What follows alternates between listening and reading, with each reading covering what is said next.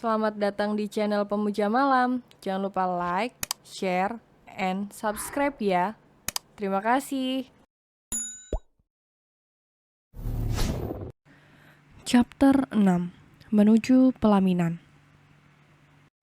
Waktu yang ditunggu akhirnya tiba juga. Hari pernikahanku dengan Bos David. Acaranya dilaksanakan di hotel yang paling megah di kotaku. Ya Tuhan, aku bahkan tidak pernah membayangkannya. Kau cantik sekali sayang, ucap Mama Melisa, ibu mertuaku itu. Ia tak henti-hentinya menyanjungku. Aku melayang terbang karenanya.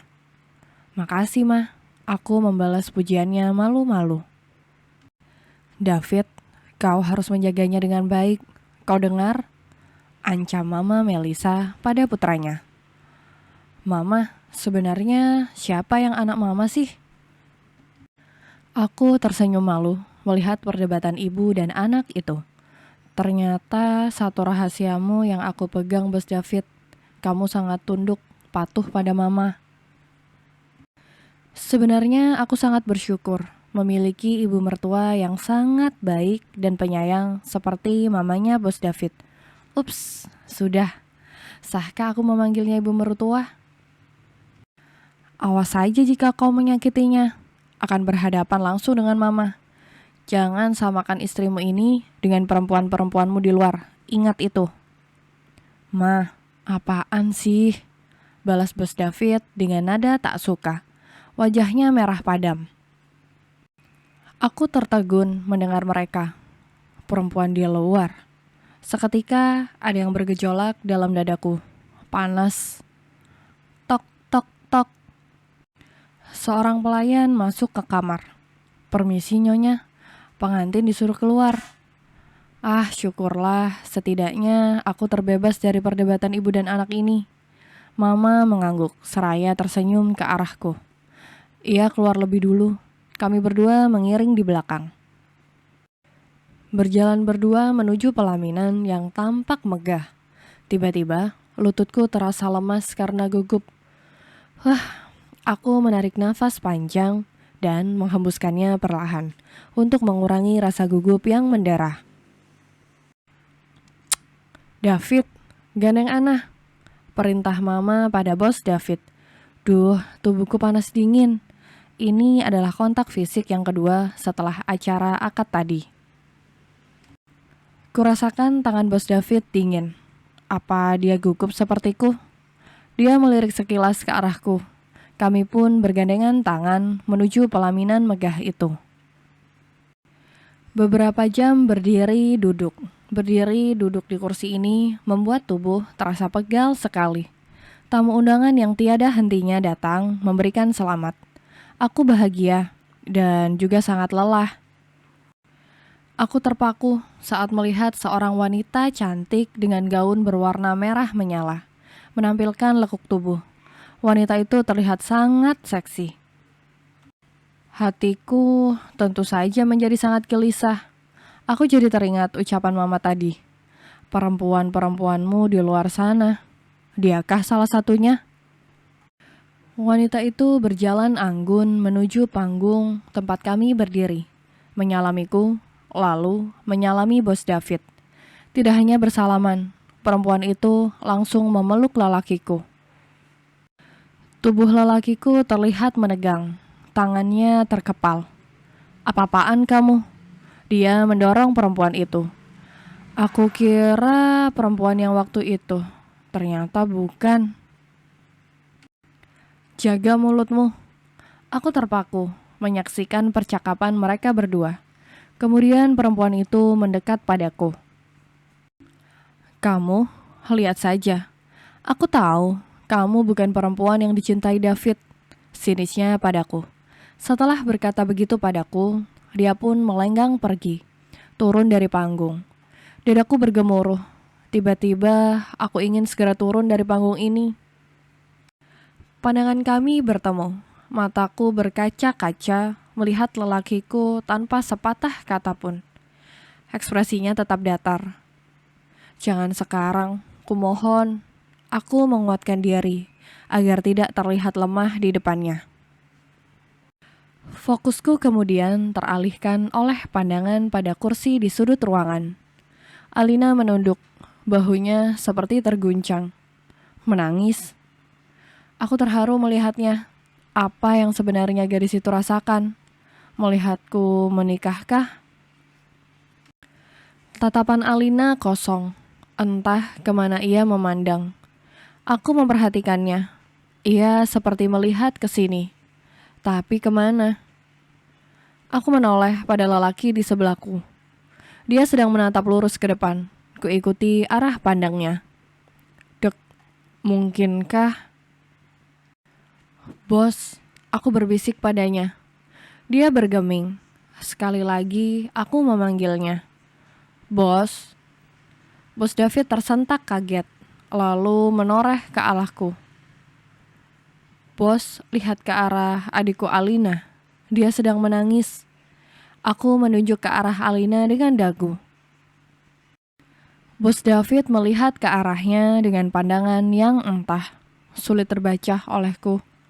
Sebenarnya aku juga bersedih.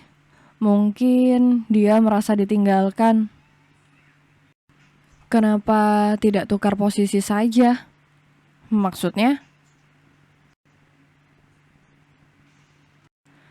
Menikah dengannya adalah impian terbesar dalam hidupku. Dia adalah laki-laki yang memiliki wajah rupawan, berwajah oval, hidung yang tinggi, dan sangat mancung bagiku. Rahang yang kokoh, dagunya panjang, dan lancip, memiliki lekukan di ujungnya. Ah, dia pria tertampan dalam pandangan mataku. Hidupku kini seperti dongeng. Dongeng seorang buruk rupa menikah dengan pangeran tampan. Setelah acara pernikahan yang digelar sederhana di rumahku, aku langsung diboyong pindah ke rumahnya. Rumah yang sangat besar ini memiliki pagar yang sangat tinggi. Kesan pertama saat aku memasukinya adalah ini seperti villa pribadi. Saat kami datang, pintu depan dibukakan oleh pelayan. Kami pun disambut oleh banyaknya pelayan di rumah ini. Aku belum hafal nama-nama mereka. Aku berjanji akan mengingat nama-nama mereka, menjalin keakraban bersama mereka. Melangkah dalam diam mengikuti lelakiku dari belakang. Sepanjang perjalanan tidak ada percakapan di antara kami. Aku lebih memilih menunduk tanpa memandangnya. Hei, tegakkan kepalamu. Tiba-tiba suaranya mengagetkanku. Sontak, aku mendongak menatapnya. Ada gelenyar-gelenyar aneh saat mata ini menatapnya. Bikar, layani dia, perintahnya pada salah satu pelayan. Baik tuan, jawab pelayan yang dipanggil Bikar. Aku menurut saja, tanpa ada suara yang keluar dari mulutku. Bikar membawaku ke sebuah kamar.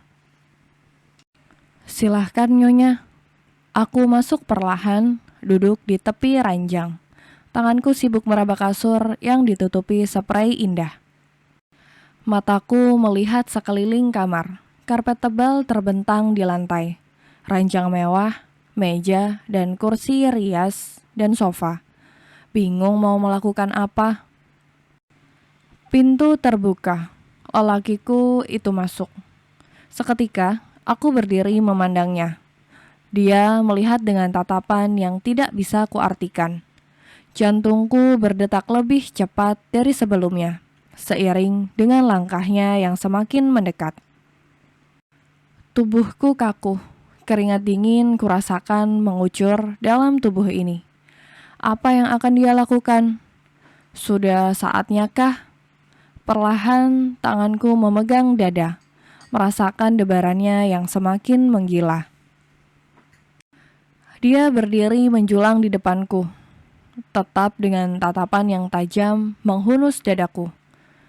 Gila, gila, aku bisa gila. Tiba-tiba kedua tangannya menangkup kedua pipiku. Dengar, dia menjeda suaranya sejenak.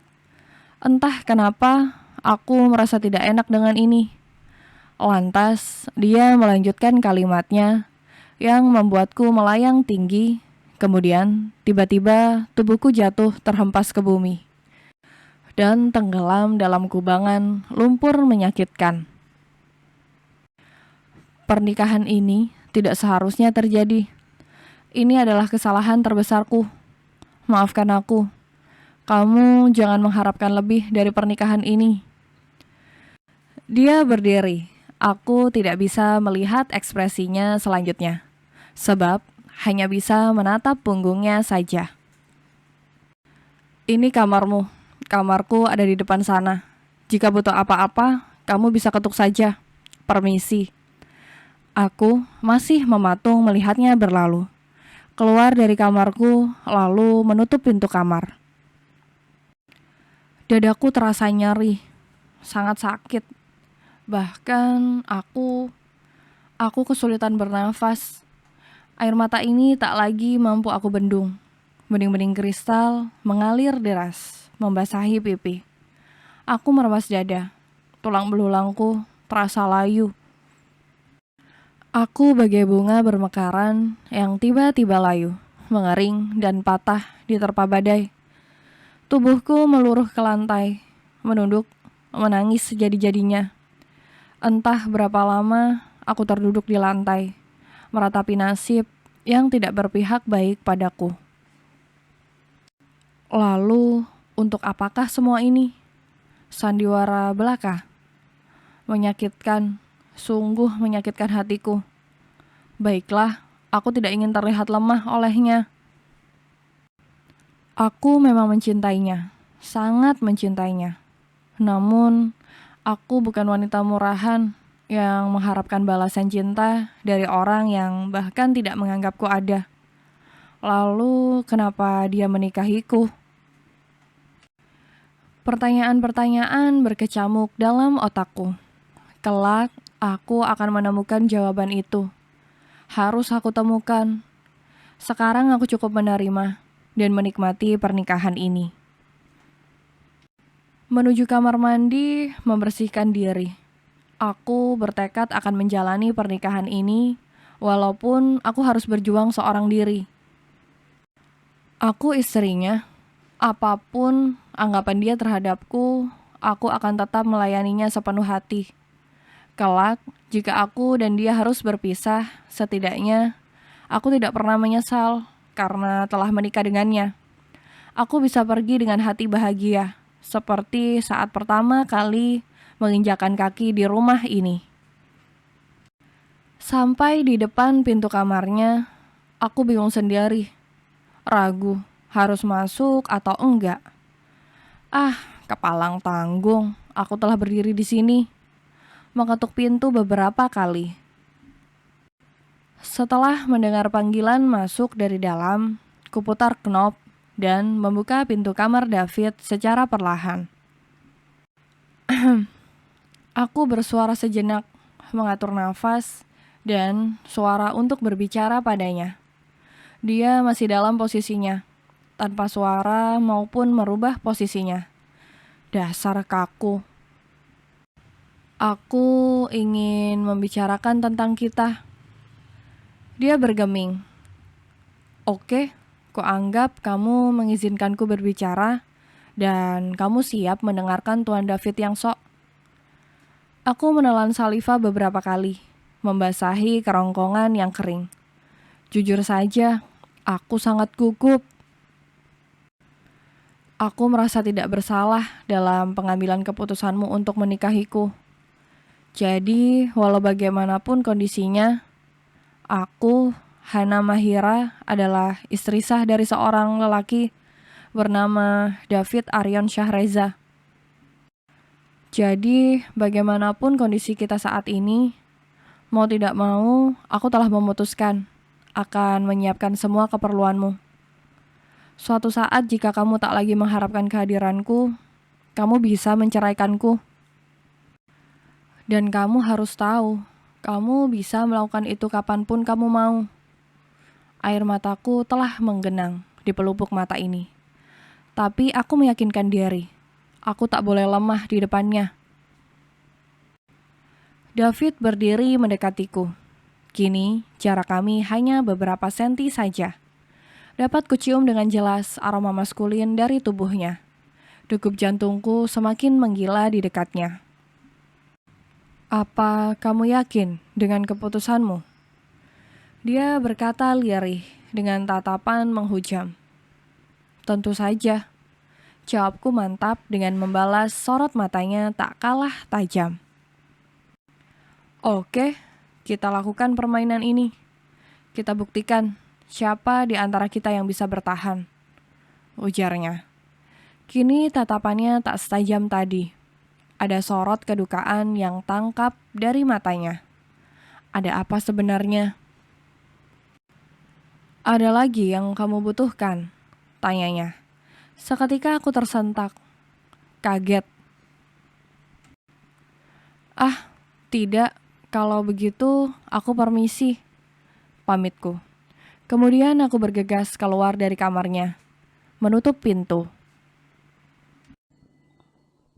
Bersambung.